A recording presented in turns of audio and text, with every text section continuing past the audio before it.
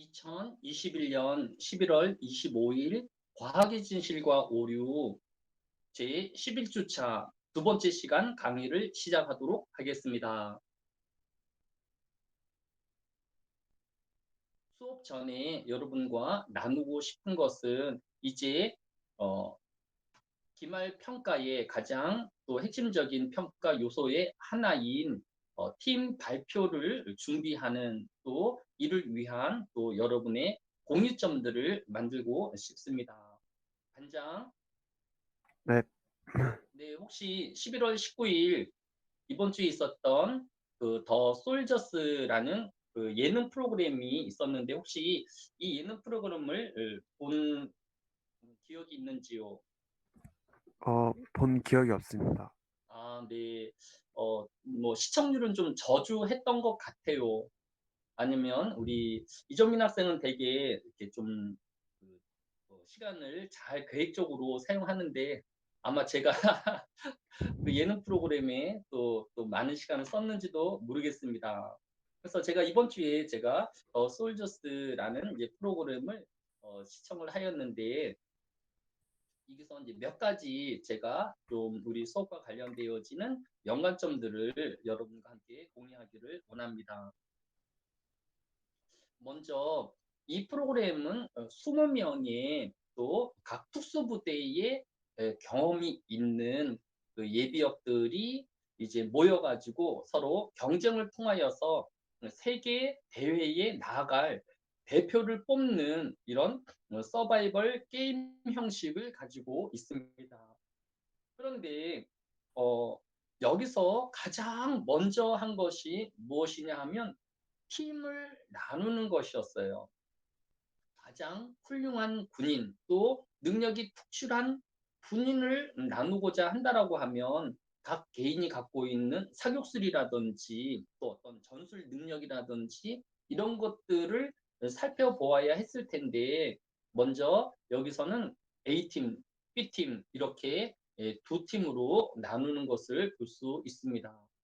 왜이 개인 역량을 중심으로 뽑아야 되는 이런 상황에서 팀으로 양 구분을 하였을까요?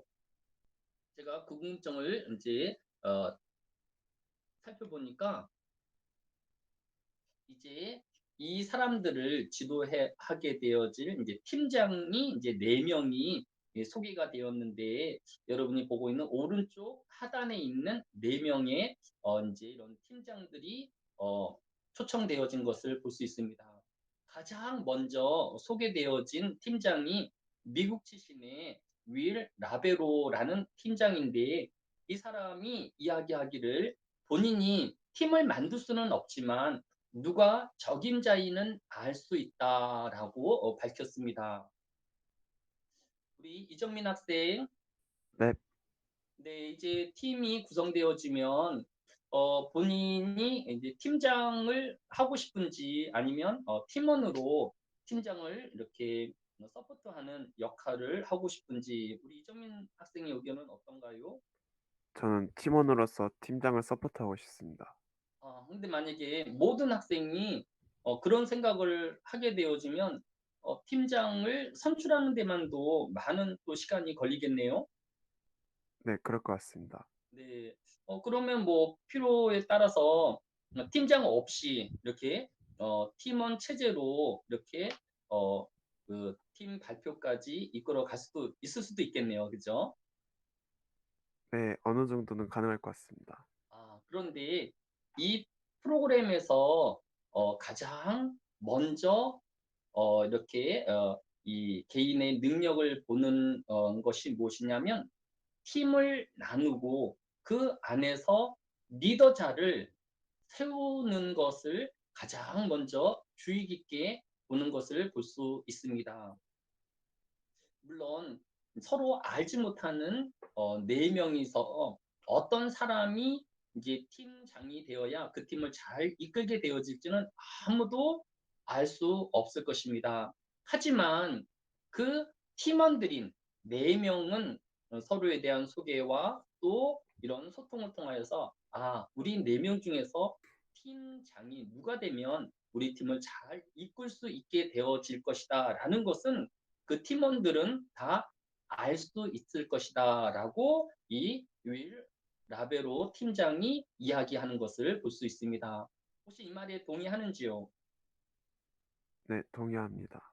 네, 비록 어떤 집단에 가면 내가 가장 뛰어난 사람이 되어서 팀장이 되어질 수도 있지만 또 어떤 집단에 가면 나보다 분명히 더 나은 사람이 있기 때문에 저 사람이 팀장이 하는 것이 내가 팀장을 하는 것보다 우리 팀의 발전과 또 역량을 더 잘 낼 수 있을 것이다 라는 그런 생각은 모든 팀원들이 할 수 있다라고 보고 있는 것을 볼 수 있습니다. 그리고 이 팀장이 이야기하기를 뭐라고 했냐면 팀보다 위대한 개인은 없다라고 이야기를 했습니다. 아무리 이 군인이 각각의 생명을 보호하고 또 작전을 수행하는 임무를 가지고 있지만 팀의 역할을 제대로 감당하지 못하면 그 모든 개인의 또 능력이라든지 또 소질들이 다 무효화되어질 수밖에 없다라고 이야기하고 있는 것을 볼 수 있습니다. 우리는 왜 개인의 능력보다 또 팀의 이런 활동들을 더 중요하게 생각하는지에 대해서 아직까지 공감하지는 못하겠지만 이렇게 우리보다는 좀 더 오랜 이런 전술과 또 현장에 있었던 이런 리더자들의 말에 귀 기울여야 할 필요가 있을 것입니다. 첫 번째 이제 미션이 뭐였냐면 이 팀이 A팀, B팀으로 나누어서 이렇게 잠자고 있는데 이제 기상 시간이 되었을 때에 이 컨테이너 안으로 갑자기 물이 차오르기 시작하는 거예요. 그래서 이제 이 사람들이 이제 우왕좌왕하면서 이제 탈출구를 찾는데 이 컨테이너는 특수하게 제작이 되어서 또 모든 부분들이 다 막혀 있고 또 문도 폐쇄가 되어 있는 이런 상황이었습니다. A팀과 B팀이 필사적으로 탈출을 하려고 우왕좌왕하는 모습들을 이제 이 팀장들이 보면서 가장 안타깝게 생각한 것은 가장 먼저 리더자를 먼저 세우고 리더자의 또 어떤 역할 분담을 위해서 일사불란하게 이런 문제들을 헤쳐나가기를 원했는데 우리 한국에 또 이런 특수 경력을 갖고 있는 사람인조차도 서로 우왕좌왕하면서 시간을 소비하는 이런 모습을 보면서 이그 해외에서 온 이 팀장들이 너무 크게 실망하는 것을 보았습니다. 때로는 우리가 좋은 리더자를 못 만나서 조금 아쉽고 또 여러 좀 미진한 부분들이 있겠지만 그래도 리더자가 없는 것보다는 미련한 리더자라도 존재하는 것이 이 공동체에는 훨씬 더 큰 유익을 가져다 준다라는 것을 우리에게 시사해 주고 있는 것을 볼 수 있습니다. 따라서 저는 여러분들이 이제 팀원들을 만나게 되어지면 또 마음에 드는 사람 또 여러 비읍조적이고 또 여러 문제들이 있겠지만 그렇지만 먼저 여러분들이 이 조직의 팀원들을 파악하고 또 어느 사람이 우리 팀의 리더자로 또 그 사람이 팀을 잘 이끌 수 있을지를 여러분 의논해서 리더자를 먼저 세우는 여러분의 팀이 되어지기를 바랍니다. 이 수업을 하고 또 이 팀 과제에 대해서 자세히 설명하도록 하겠습니다.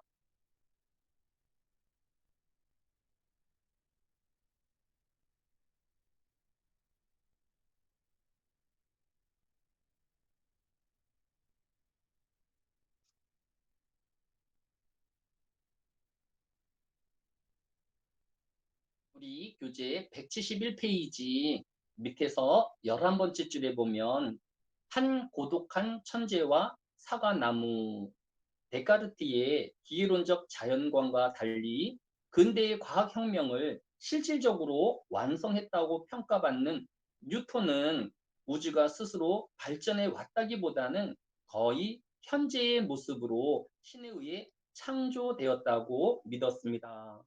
우리 교재 171페이지 밑에서 11번째 줄에 보면 뉴턴이 그가 만든 저서인 자연 철학의 수학적 원리에서 코페르니쿠스의 지동술로부터 행성 운동에 관한 케플러의 3법칙과 갈릴레오의 역학 등을 총망라하여서 지상계와 천사계에서의 물체 운동을 수학의 언어로 통합한 것을 볼 수 있습니다.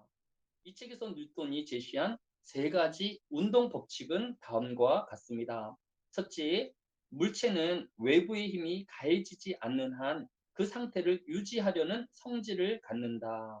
우리는 이것을 관성의 법칙이라고 부르곤 합니다.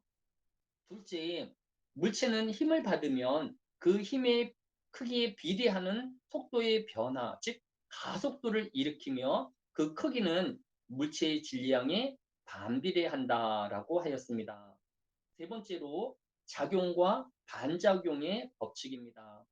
책상 위에 있는 물체는 책상을 누르는 힘과 또 물체가 이 책상이 물체를 떠받치는 힘과 동일하다라고 하였습니다.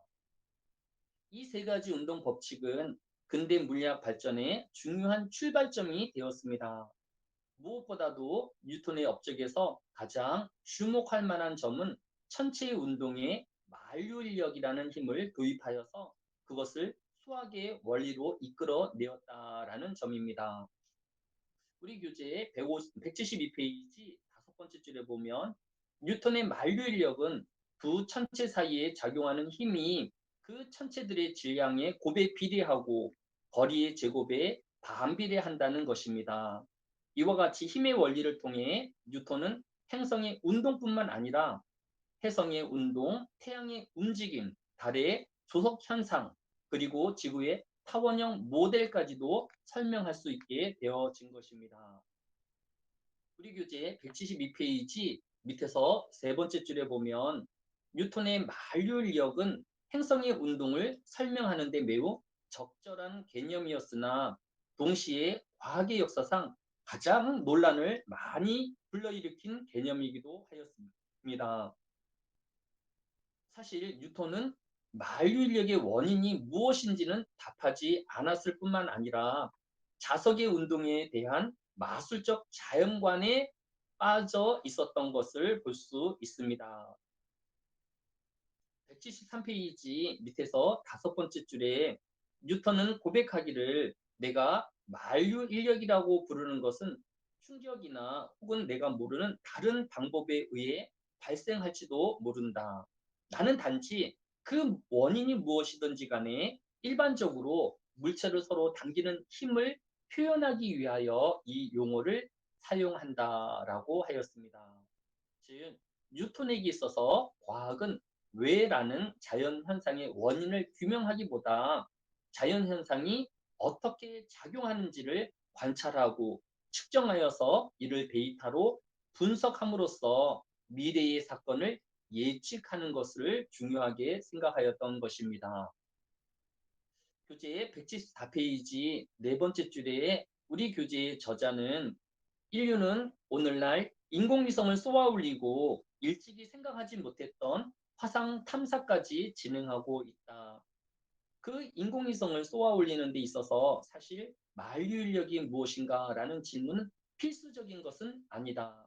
하지만 만류인력이 무엇이든지 간에 중요한 것은 그 불변한 일을 계량함으로써 인공위성을 쏘아 올릴 수 있다는 점이고 또 이 점을 우리 교재 저자는 높이 평가하고 있는 것입니다.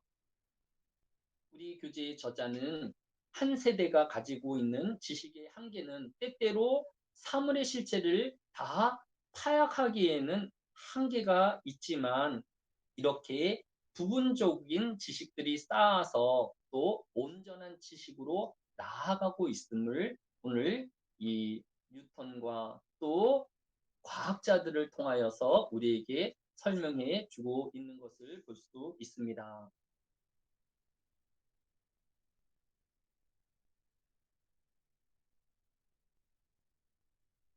이제 우리 교재 19장 과학의 도구의 출현으로 과학혁명의 힘을 얻다 내용을 살펴보도록 하겠습니다. 우리 교재 175페이지 첫 번째 줄에 보면 17세기 과학혁명은 천체망원경, 현미경, 공기펌프 등 근대적 과학 도구들의 출현으로 자연에 대한 인간의 이해를 폭발적으로 증대시켰을 뿐만 아니라 과학의 외연을 크게 확대시켰다는 데에 의의를 제기할 사람이 없을 것이다 라고 하였습니다.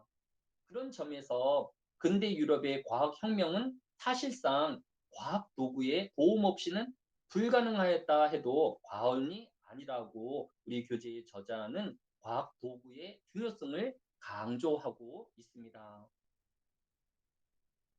반장, 네. 네, 지금 그 코로나19의 확산이 좀 날로 좀 심각해지고 있는데 지금 반장이 살고 있는 의정부는 조금 또 안정한 지역인가요? 또 어떤가요? 의정부는 크게 신문에 나온 적이 없는 것 같은데 사정이 어, 어떻지요? 요전번에 하루 발생자가 50명을 넘어섰습니다. 그러면 의정부도 그러면 좀 사람들이 좀 경계심을 갖고 있는 이런 상황인가요? 그렇게 많이 갖고 있지 않은 것 같습니다. 조금 사람들이 이제 코로나19에 오랫동안 이런 사회적 격리에 대한 이런 피로감이 누적되어서 또 이런 어, 사회적 거리두기에 대한 이런 경계심이 조금은 무너져 있는 것 같습니다.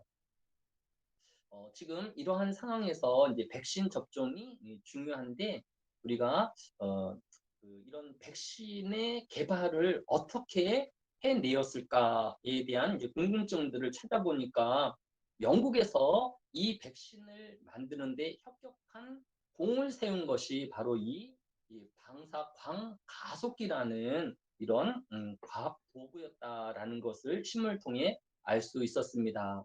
오늘 제가 여러분에게 지금 보여주고 있는 기사는 2021년 11월 16일 지난주에 난 기사인데 우리나라에도 이제 청주에 방사 광가속기가 이제 설치되기 시작하여서 이제 그 부지에 발파 작업을 시작하였다라는 내용을 보여주고 있습니다.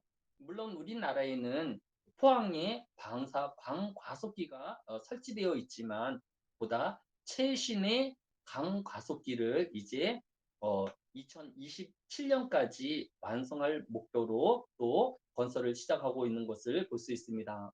그런데 이 공사를 하는데 들어가는 비용이 총 1조 454억 원이라는 막대한 예산이 투입되어지는 것을 볼 수 있습니다.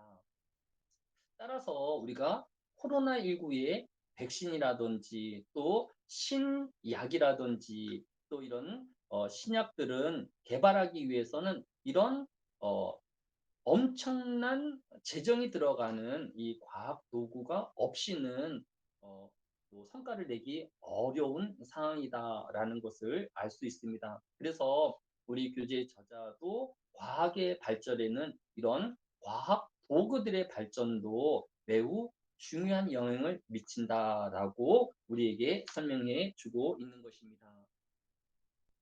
우리 교재 175페이지 밑에서 세 번째 줄에 보면 과학혁명을 주도한 과학 도구 중에서 가장 대표적인 것은 천체 망원경이라고 할 수 있습니다.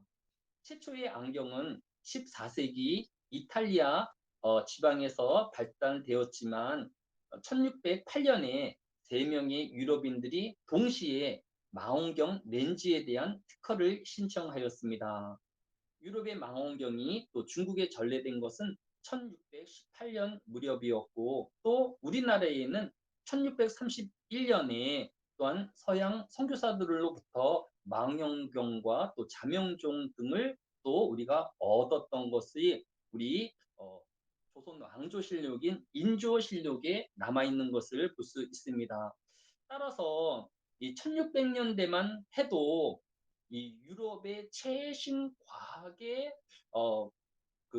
기기들이 우리나라에 채 20년도 되지 않아서 전달되어지고 또 우리가 활용하였던 것을 볼 수 있습니다. 따라서 우리나라도 과학의 선진 대열에 몇 개 이룰 수 있었게 되었던 것을 볼 수 있습니다.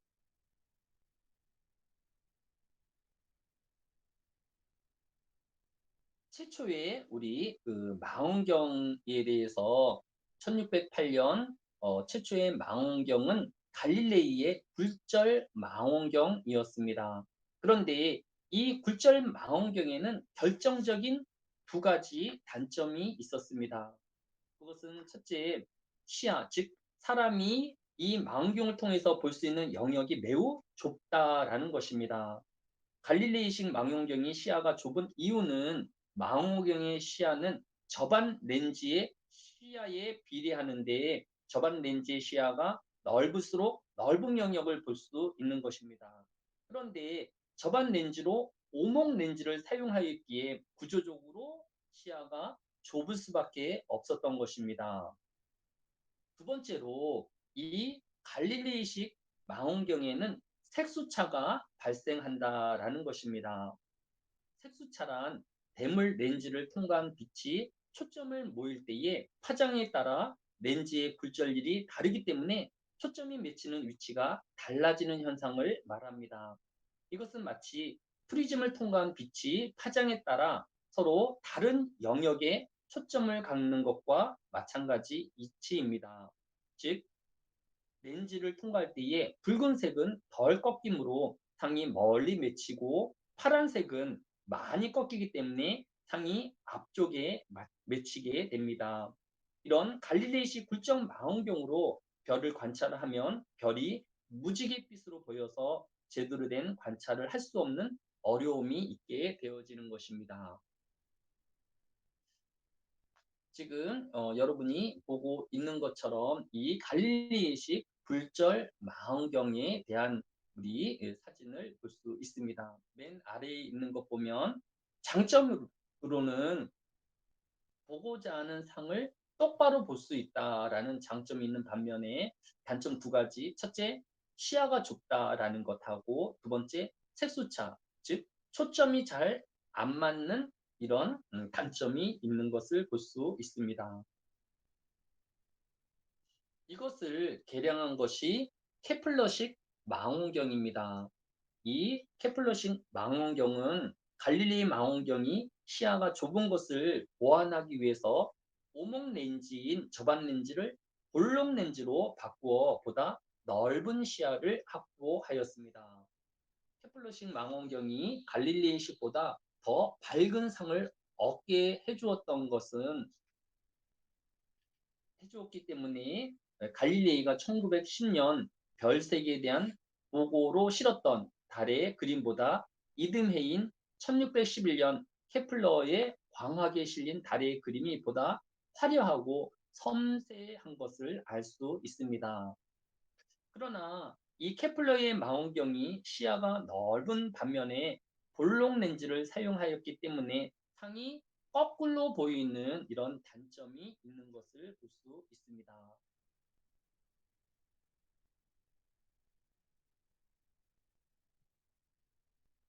우리 교재 이제 179페이지 다섯 번째 줄에 보면 이제 갈릴레이 망원경의 첫 번째 단점인 시야가 좁은 것은 이그 볼록 렌즈를 사용함으로써 이제 해결을 하였는데 두 번째 단점인 색숫자 문제는 1636년 프랑스의 수학자인 마랭 메르센이 오목 렌즈를 이용한 반사 망원경을 설계한 후에 1663년 스코틀랜드 출신의 제임스 그레고리가 두 개의 반사경에 볼록 저반 렌즈를 결합시킨 일종의 절충식 반사 망원경을 제작함으로써 색소차를 줄이게 되었습니다.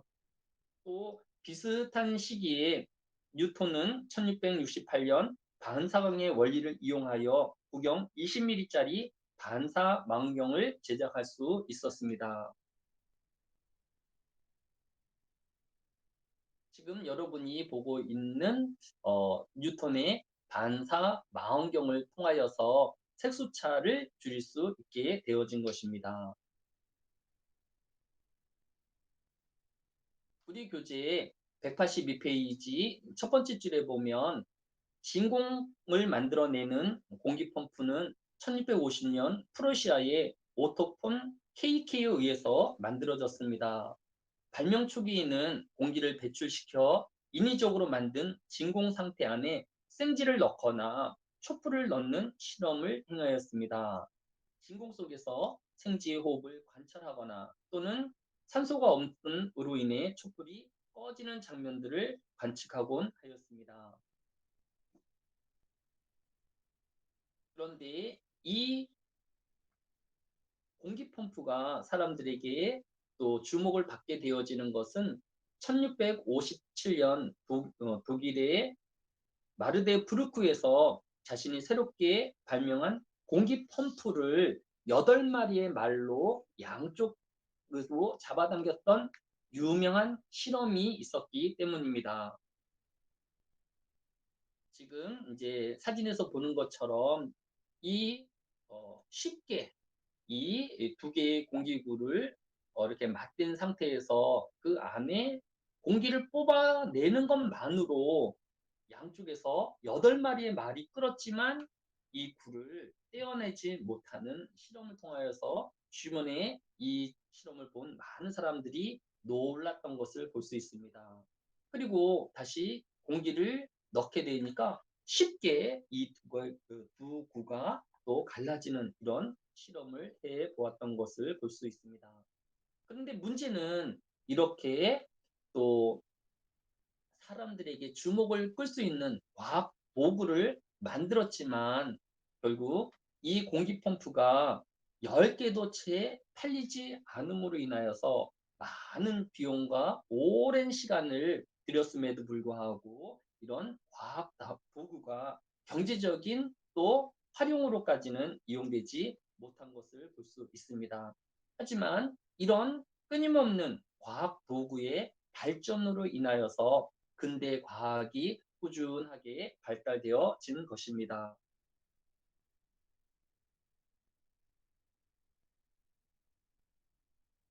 185페이지 네 번째 줄에 보면 오늘날 과학도구의 제작 경쟁은 이제 개인 차원을 넘어서 국가적 차원으로 이루어지고 있습니다.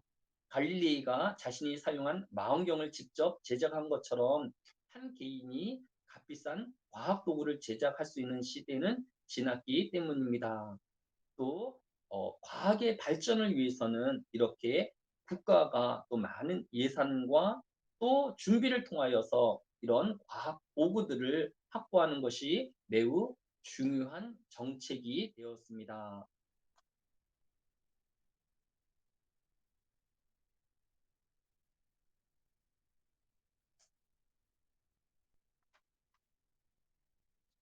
우리 교재 20장 근대 과학자들의 패트론에 대해서 간략하게 살펴보도록 하겠습니다. 우리 교재 187페이지 보면 과학혁명이라는 거대한 지적 변혁에도 17세기 과학은 아직 구체적인 직업의 한 분야로 형성되지 못하였기 때문에 과학의 연구로 고정적인 수입을 얻을 수 없었던 과학자들은 늘 경제적인 문제에 시달려야 했습니다. 우리 교재의 188페이지 네 번째 줄은 이러한 빈곤한 과학자들을 뒷받침해주는 후원 존재가 있었는데 이 후원 존재를 우리는 페트론이라고 이름지어 부르고 있습니다.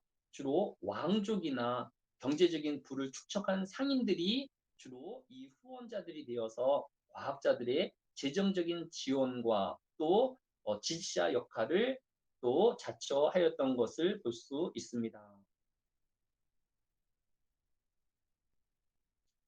교재 188페이지 밑에서 10번째 줄에 보면 근대 과학자 중에서 브레헨은 최고의 후원자를 만난 경우인데 귀족의 아들로 태어나 숙부에게 막대한 유산을 물려받았던 브라헤의 후원자는 바로 덴마크의 국왕이었습니다. 이 덴마크의 국왕은 당시 유럽 최고의 천문대인 우라니엔 보리 천문대를 건설하고 또 이 천문대를 브라헤에게 맡겨 운영하게 함으로써 브라헤가 20여 년 동안 천문에만 열중할 수 있었던 것입니다.